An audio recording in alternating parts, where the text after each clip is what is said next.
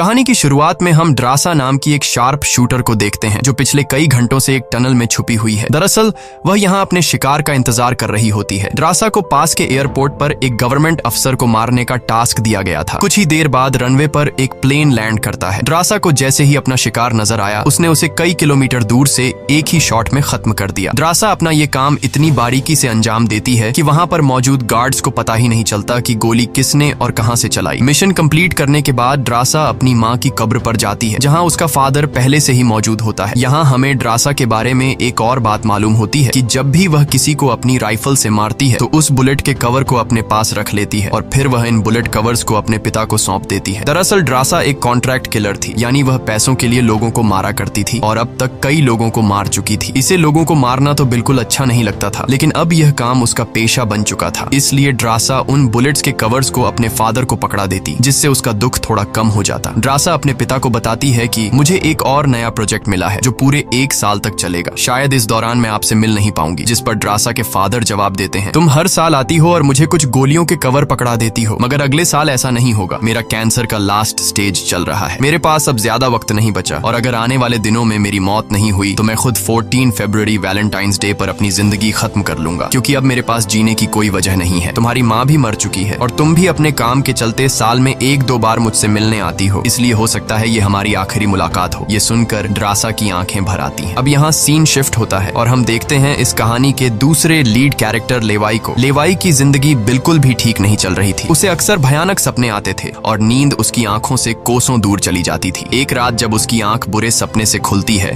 तो लेवाई अपने घर से बाहर निकलकर समुद्र के किनारे पर आता है। यहाँ उसे थोड़ा बेहतर महसूस होता है और वह अपनी डायरी में कुछ लिखने लगता है। तभी लेवाई को अचानक उसके फोन पर एक मैसेज आता है। उस मैसेज में उसे एक एड्रेस दिया गया होता है जहाँ उसे जल्द से जल्द पहुंचने का कहा गया होता है। लेवाई बिना वक्त गंवाए एक मिलिट्री बेस पर पहुंचता है और वहां उसकी मुलाकात होती है एक लेडी ऑफिसर से जिसका नाम बार्तो है। बातचीत के दौरान हमें पता चलता है कि लेवाई कोई आम इंसान नहीं बल्कि एक आर्मी ऑफिसर था, लेकिन अब वह रिटायर हो चुका है और सिर्फ इतना ही नहीं, वह एक डेडली स्नाइपर भी रह चुका है। वह अब तक 200 से भी ज्यादा लोगों को स्नाइपिंग से मार चुका है। बार्तो लेवाई से कहती है, मैं तुम्हें एक मिशन पर भेजना चाहती हूँ क्योंकि तुम एक बहुत ही अच्छे स्नाइपर हो और ये सिर्फ तुम ही कर सकते हो। लेकिन मिशन पर भेजने से पहले बार्तो लेवाई से एक बहुत ही जरूरी सवाल पूछती है, अगर तुम इस मिशन पर गए तो क्या तुम्हें याद करने वाला पीछे कोई है? ये बात सुनकर लेवाई को कुछ अजीब लगने लगता है, लेकिन फिर वह जवाब देता है, नहीं, मेरा इस दुनिया में अब कोई भी अपना नहीं है। ये सुनकर वो लेडी लेवाई से कहती है, तुम तैयारी कर लो, कुछ घंटे बाद तुम्हें उस मिशन पर भेजा जाएगा और वहाँ तुम्हें 1 साल के लिए रहना है। इसके बाद लेवाई को बेहोश कर दिया जाता है और जब उसकी आंख खुलती है तो वह अपने आप को एक एरोप्लेन में पाता है। लेवाई कुछ समझ नहीं पाता कि आखिर उसे कहाँ ले जाया जा रहा है और उसे किस तरह का मिशन सौंपा गया है। इसलिए लेवाई वहाँ पर मौजूद एक सोल्जर से पूछता है, मुझे कहाँ ले जाया जा रहा है? लेकिन वह सोल्जर लेवाई की इस बात का कोई जवाब नहीं देता, बस इतना कहता है, अपना आईडी और वॉच हमें दे दो, ये सब तुम्हें तब वापस मिलेगा जब तुम्हारा मिशन पूरा हो जाएगा। थोड़ी देर बाद वो सोल्जर उसे बताता है, अब तुम्हारा प्लेन से उतरने का वक्त आ चुका है। कुछ ही मिनटों में हम नो फ्लाइंग जोन एरिया में एंटर करने वाले हैं। यहाँ से आगे जाने की हमें परमिशन नहीं है। बस वह सिर्फ इतना बताता है कि नीचे उतरने के बाद तुम्हें अकेले 32 किलोमीटर नॉर्थ की तरफ पैदल जाना होगा, तब तुम अपनी मिशन वाली जगह पर पहुंच जाओगे। लेकिन लेवाई के दिमाग में अब भी एक ही बात चल रही थी। वो फिर से उस सोल्जर से पूछता है, आखिर हम जा कहाँ रहे हैं? इस पर सोल्जर जवाब देता है, मुझे इस सवाल का जवाब देने का परमिशन नहीं है। मेरी वर्दी में एक माइक्रोफोन लगा हुआ है। अगर मैंने तुम्हें इस जगह के बारे में बताया तो मुझे नौकरी से निकाला जा सकता है या फिर मारा भी जा सकता है। यह बात सुनकर लेवाई के गले में सांसें अटक जाती हैं। इसके बाद उसे एक पैराशूट दिया जाता है और प्लेन का दरवाजा खुलते ही लेवाई कूद जाता है और सेफली लैंडिंग करता है। लेकिन असली गेम तो अब शुरू होता है। 32 किलोमीटर की दूरी उसे पैदल तय करनी थी। लेवाई को पैदल चलते चलते 2 दिन बीत जाते हैं और 2 दिनों का लंबा सफर तय करने के बाद फाइनली वो उस जगह पर पहुंच जाता है। वो देखता है कि ये एक बहुत ही सुनसान इलाका है जहां इंसान तो दूर बल्कि उससे परिंदे भी नहीं दिखाई देते। तभी उसकी मुलाकात जेडी नाम के एक आदमी से होती है। जेडी 1 साल तक यहाँ मिशन पर था, अब उसकी ड्यूटी खत्म हो चुकी है, इसलिए अब लेवाई उसकी जगह संभालेगा। जेडी लेवाई को एक वॉच टावर की तरफ ले जाता है। टावर के टॉप पर पहुंचने के बाद लेवाई को अब भी समझ नहीं आ रहा था कि उसे यहाँ क्या काम करना है। यही सवाल जब वो जेडी से पूछता है तो जेडी जवाब देता है, यहाँ एक बहुत ही गहरी खाई है जिसे गॉर्ज नाम दिया गया है। ये एक बहुत ही मिस्टीरियस और गहरी खाई है जिसके बॉटम तक आज तक कोई भी नहीं पहुंच पाया। तुम्हारा काम बहुत ही सिंपल है, तुम्हें इस खाई की पहरेदारी करनी है। इसके बाद वो लेवाई को यहाँ के स्ट्रिक्ट रूल्स बताता है। वह कहता है, तुम यहाँ से बाहर महीने में एक ही बार हेडक्वार्टर फोन कर सकते हो, चाहे कुछ भी हो जाए।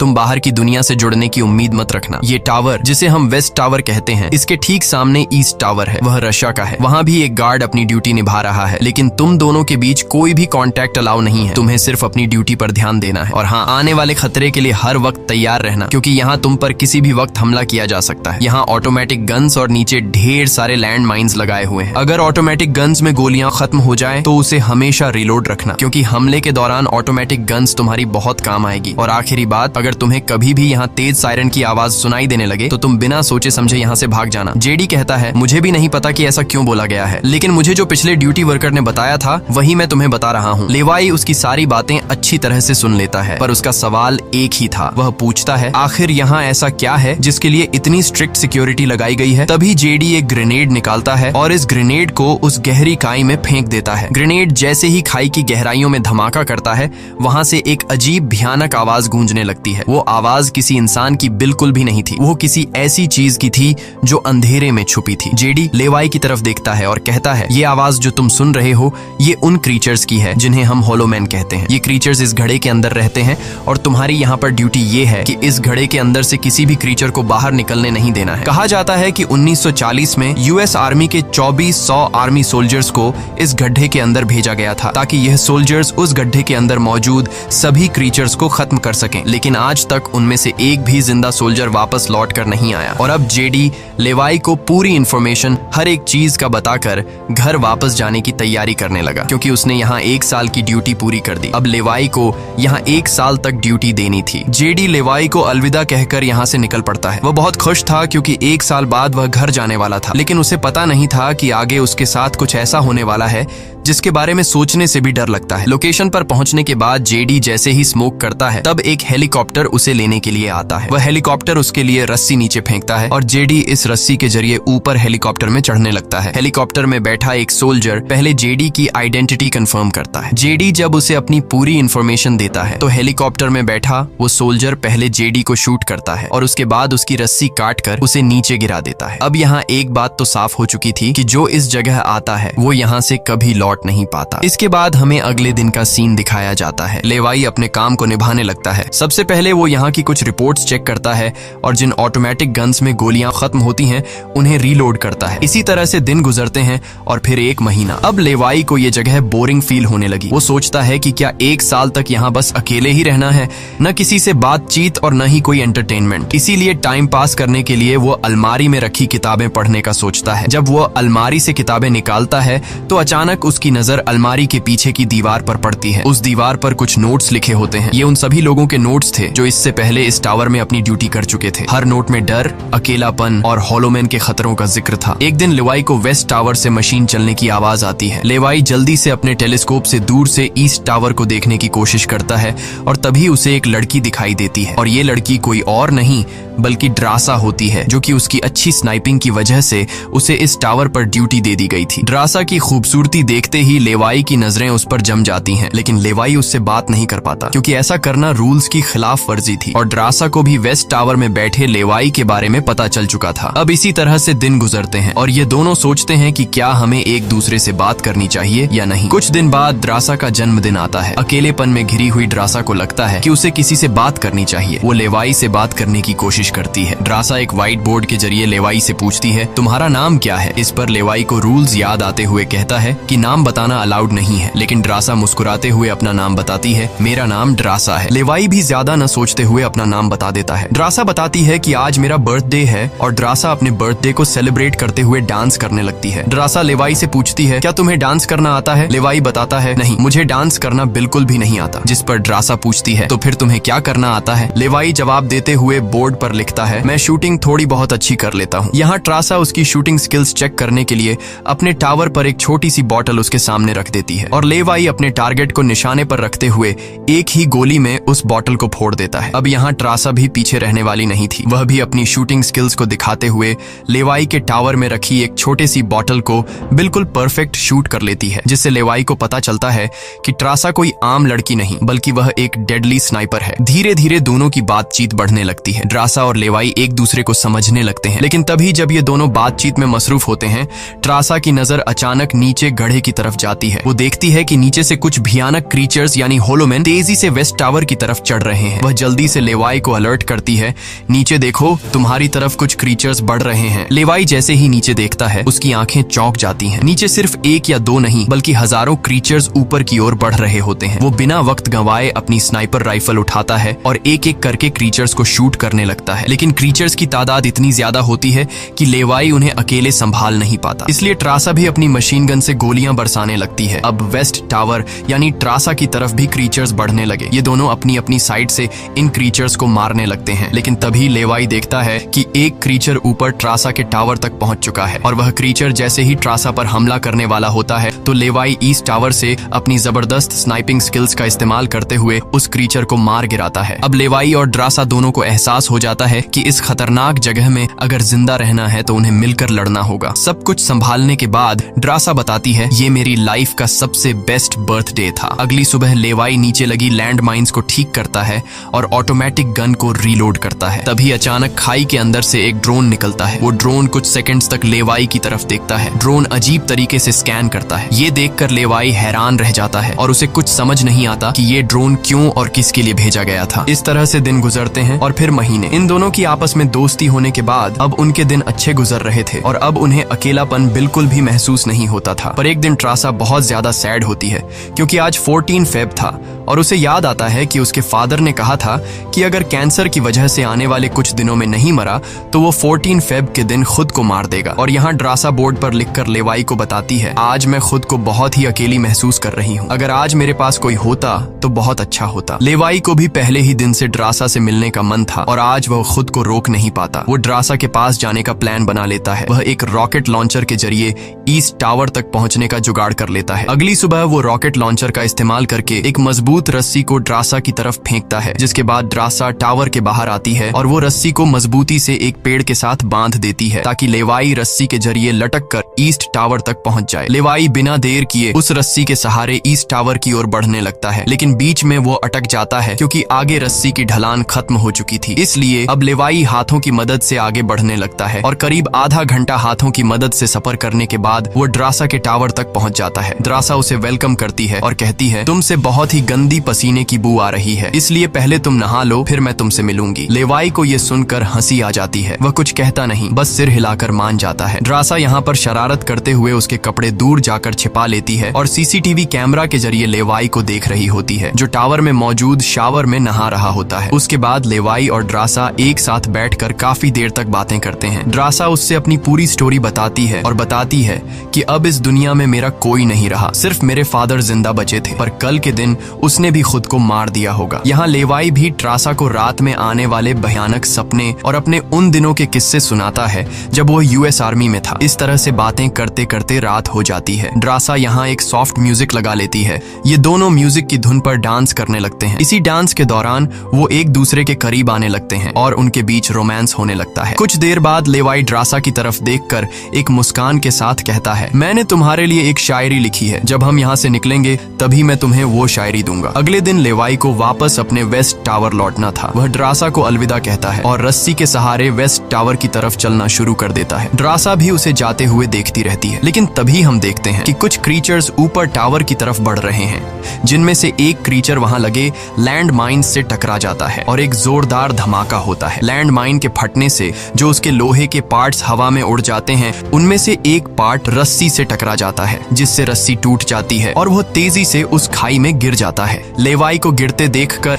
ट्रासा बिना सोचे समझे अपना पैराशूट उठाकर वह भी उस खाई में कूद जाती है। खाई की गहराई में गिरने के बाद द्रासा पानी की तेज बहाव वाली नदी में बहने लगती है। वह किसी तरह करके नदी से बाहर निकलकर किनारे तक पहुंच जाती है। दूसरी तरफ लेवाई की किस्मत अच्छी होती है कि वो एक बड़े से पेड़ पर गिरकर लटक चुका था। इतनी ऊंचाई से गिरने के बाद उसे चोटें तो काफी सारी आ जाती हैं, पर उसकी जान बच जाती है। जैसे ही उसकी आंखें खुलती हैं, वो देखता है कि एक बड़ा कीड़ा उस पर हमला करने के लिए बढ़ रहा है। वो खुद को बचाने की कोशिश करता है, पर तभी पेड़ की लकड़ी टूट जाती है और लेवाई नीचे पेड़ की जड़ों पर गिर जाता है। नीचे गिरते ही पेड़ की जड़ों ने उसे अपनी गिरफ्त में लेने लगती है और लेवाई को जकड़ लेती है। उससे पहले कि ये जड़ें लेवाई को मार देती, वहाँ ट्रासा पहुंच जाती है। वो जल्दी से चाकू निकालकर इन जड़ों को काटने लग जाती है, जिससे लेवाई आजाद हो जाता है। इसके बाद लेवाई और ट्रासा चारों ओर देखने लगते हैं। हर तरफ सन्नाटा और डर का माहौल छाया होता है। तभी अचानक पेड़ों की आड़ से कुछ क्रीचर्स निकलकर उन पर हमला कर देते हैं। यहाँ उनके बीच एक बड़ी फाइट होने लगती है। लेवाई अपनी बंदूक संभालता है और पहली गोली सीधे एक क्रीचर के सर में मारता है। एक के बाद एक दोनों ने मिलकर दोनों क्रीचर्स को खत्म कर दिया। यहाँ लेवाई की नजर क्रीचर की डेड बॉडी पर पड़ती है। वह देखता है कि क्रीचर ने वही आर्मी वर्दी पहन रखी थी जो किसी जमाने में अमेरिकन सोल्जर्स की होती थी। ये देखकर लेवाई के रोंगटे खड़े हो जाते हैं। तभी उसे जेडी की वो बातें याद आती हैं जब उन्होंने बताया था कि 1940 में 2400 सोल्जर्स के एक बड़े ग्रुप को इस खाई में भेजा गया था और वो सैनिक कभी वापस नहीं लौटे थे। उसके बाद लेवाई और ट्रासा एक अजीब भयानक सी जगह पर पहुंच जाते हैं। यहाँ का मंजर किसी बुरे सपने जैसा था। हर तरफ इंसानों के सड़े गले शरीर पड़े थे और सबसे अजीब बात यह थी कि इन शरीरों के अंदर से पेड़ पौधे उग आए थे। ऐसा लग रहा था जैसे कोई जानलेवा वायरस ने इस जगह को अपनी गिरफ्त में ले लिया हो। तभी अचानक पेड़ों के बीच से कुछ हलचल होती है। लेवाई और ट्रासा समझ जाते हैं कि क्रीचर्स एक बार फिर उनका पीछा कर रहे हैं। डर के मारे यह दोनों तेजी से भागने लगते हैं और एक टूटी फूटी चर्च में घुस जाते हैं। दरवाजा बंद करने के बाद सामने उन्हें एक अजीब सा नजारा दिखता है। हर तरफ इंसानों की लाशें पड़ी हुई थीं। उनकी हालत देखकर ऐसा लग रहा था जैसे उन्होंने खुद अपनी जान ले ली हो ताकि इस वायरस से बच सकें। अचानक एक बड़ी मकड़ी ट्रासा के ऊपर कूद पड़ती है और ढेर सारी और भी मकड़ियां निकल आती हैं। ये मकड़ियां साइज में काफी बड़ी होती हैं। जैसे ही स्पाइडर उन पर हमला करता है, लेवाई और ट्रासा मिलकर उसे खत्म कर देते हैं। दूसरी तरफ चर्च का दरवाजा वो क्रीचर तोड़कर अंदर आ जाते हैं। लेवाई और ट्रासा अपनी जान बचाने के लिए उन पर फायरिंग शुरू कर देते हैं और जैसे तैसे करके उनसे अपनी जान छुड़ाकर चर्च से बाहर निकल आते हैं। तभी लेवाई की नजर सामने पहाड़ में बनी एक पुरानी सुरंग पर पड़ती है। वह दोनों फौरन उस सुरंग के अंदर घुस जाते हैं। अंदर जाकर उन्हें पता लगता है कि असल में यह एक पुरानी लैब है। यहाँ हर जगह टूटी फूटी कांच, मशीन्स और पुराने जंग लगे हुए कंटेनर्स पड़े थे। यहाँ लेवाई को एक पुराना डीवीडी कैसेट मिलता है। लेवाई डीवीडी को प्ले करता है और स्क्रीन पर एक लड़की नजर आती है। वह लड़की कहती है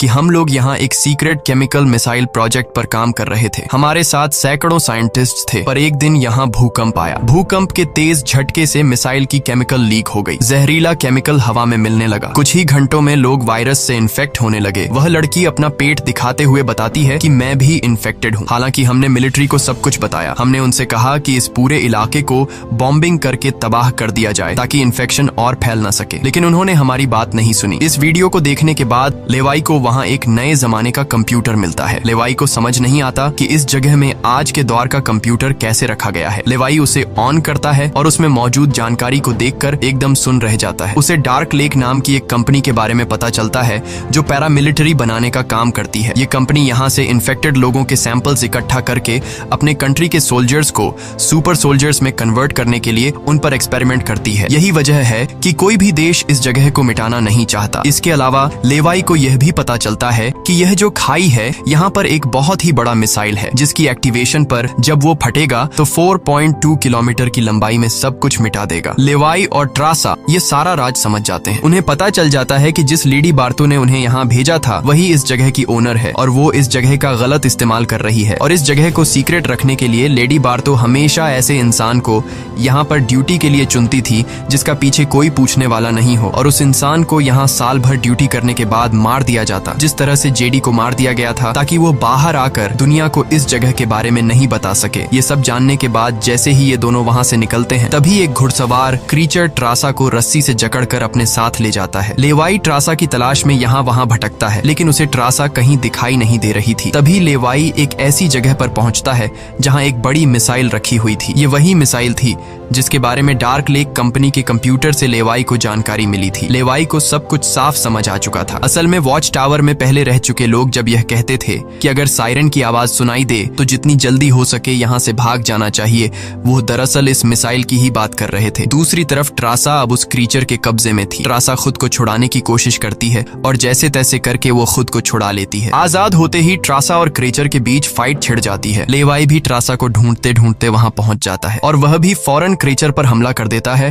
और ये दोनों मिलकर उसे आग लगाकर जला देते हैं। और अब बारी आती है इन लोगों की यहाँ से निकलने की, मगर आगे का रास्ता और भी ज्यादा मुश्किल था। जैसे ही लेवाई और ट्रासा आगे बढ़ते हैं, सामने एक खतरनाक इलाका आता है जहाँ से निकलना एक बहुत ही बड़ा चैलेंज था। यहाँ इंसान और पौधे आपस में पूरी तरह से जुड़े हुए थे, जैसे कि वह किसी खतरनाक एक्सपेरिमेंट का नतीजा हो। खैर, ये लोग हर कदम को संभाल कर रखते हुए आगे बढ़ते हैं कि तभी ट्रासा का पैर फिसल जाता है, जिससे ये पौधे एक्टिवेट हो जाते हैं। वो ट्रासा को जकड़ लेते हैं, लेकिन यहाँ लेवाई हिम्मत दिखाते हुए आगे बढ़ता है और अपनी पूरी ताकत से ट्रासा को छुड़ा लेता है। वह बॉम्ब का इस्तेमाल करके वहां के पूरे प्लांट सिस्टम को उड़ा देता है। लेवाई ट्रासा को लेकर वहां से बाहर निकल आता है। थोड़ा सा आगे चलने के बाद उन्हें एक गैराज नजर आता है जहां पर एक गाड़ी खड़ी होती है। ये दोनों जल्दी से उस गाड़ी में बैठ जाते हैं और उस जगह से निकलने की कोशिश करने लगते हैं। आखिरकार कुछ दूरी तय करने के बाद उन्हें एक रस्सी नजर आती है जो ऊपर वॉच टावर तक जाती थी, लेकिन अब वो क्रीचर्स भी उनका पीछा करते हुए वहां तक पहुंच चुके थे। अब यहाँ रस्सी को हाथों से पकड़कर ये लोग अगर ऊपर चढ़ते तो ये क्रीचर्स इन्हें मार देते। इसलिए लेवाई समझदारी से काम लेते हुए जीप को रस्सी से बांधकर ऊपर चढ़ने लगते हैं। ये लोग जीप को इसलिए रस्सी से बांध लेते हैं ताकि ये दोनों जीप में बैठकर उनके हाथ क्रीचर्स के साथ लड़ने के लिए फ्री हों। वो क्रीचर्स उन पर हमला करते हैं और यहाँ उनके बीच एक बड़ी फाइट होती है, लेकिन वो क्रीचर्स तादाद में काफी ज्यादा थे, इसलिए वो इन पर भारी पड़ रहे थे। यहाँ लेवाई के दिमाग में एक आइडिया आता है। वह जीप की पेट्रोल टैंक इन क्रीचर्स पर लीक कर देता है, जिससे निकलने वाले तेल को आग लगाकर उन सभी क्रीचर्स को जला देता है और आखिर में ये लोग उस जीप की रस्सी काटकर उसे नीचे छोड़ देते हैं, जिससे वो सभी क्रीचर्स मारे जाते हैं। इस तरह से ये लोग फाइनली ऊपर चढ़ने में कामयाब हो जाते हैं। अब इन दोनों को पता चल चुका था कि अगर ये दोनों यहाँ साल भर ड्यूटी कर भी लें तब भी आखिर में इन दोनों को मार दिया जाएगा। इसलिए अब ये दोनों एक बड़ा फैसला करते हैं कि अब वो इस जगह की रक्षा नहीं करेंगे, बल्कि इस जगह को तबाह कर देंगे ताकि इनकी तरह कोई दूसरा सोल्जर यहाँ पर न फंस सके और इस जगह का गलत इस्तेमाल बंद हो जाए। ये सब करने के बाद ये दोनों यहाँ से दूर जाकर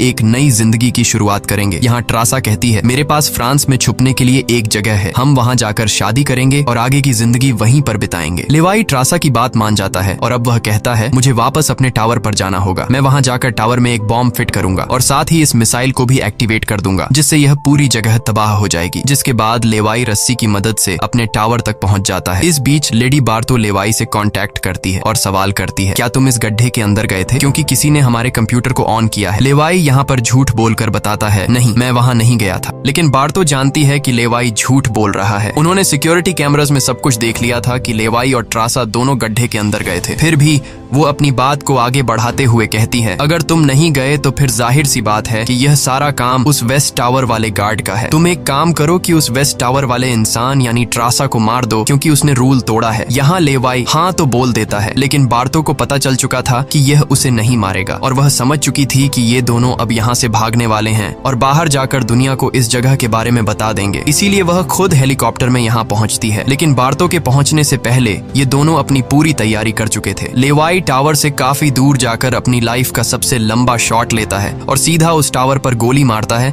जो सीधा नीचे मिसाइल से कनेक्ट था, जिससे एक तेज सायरन बजने लगता है। अब उनके पास टाइम कम था। ये दोनों तेजी से भागने लगते हैं क्योंकि जब मिसाइल फटेगी तो वह 4.2 किलोमीटर के एरिया को तबाह कर देगी। लेवाई और ट्रासा दोनों पूरी ताकत से जंगल की ओर भागने लगते हैं। ट्रासा अपनी जान बचाते हुए उस जगह से काफी दूर निकल जाती है, लेकिन लेवाई के पैर में चोट आई थी जिससे वह तेज नहीं भाग सकता था। दूसरी तरफ बार्तो को भी यह समझ आ चुका था कि जल्द ही मिसाइल ब्लास्ट होने वाला है। ठीक इसी वक्त मिसाइल एक्टिवेट हो जाती है और एक बहुत ही बड़ा धमाका होता है जिससे पूरी खाई तबाह होने लगती है। ये ब्लास्ट इतना भयानक था कि उसके लपटने और झटके दूर तक फैल गए, जिसमें बार्तो का हेलीकॉप्टर भी उस धमाके की चपेट में आ जाता है और वह वहीं मारी जाती है। ट्रासा ने तो 4.2 किलोमीटर का फासला तय कर लिया था, लेकिन लेवाई उस धमाके की लपेट में आ जाता है और धमाके से आने वाली तेज हवा उसे पानी में गिरा देती है। दूसरी तरफ खाई में सभी क्रीचर्स मारे जाते हैं। अब सिर्फ ट्रासा उस धमाके में जिंदा बच गई थी और वह एक ऊंची जगह पर खड़ी होकर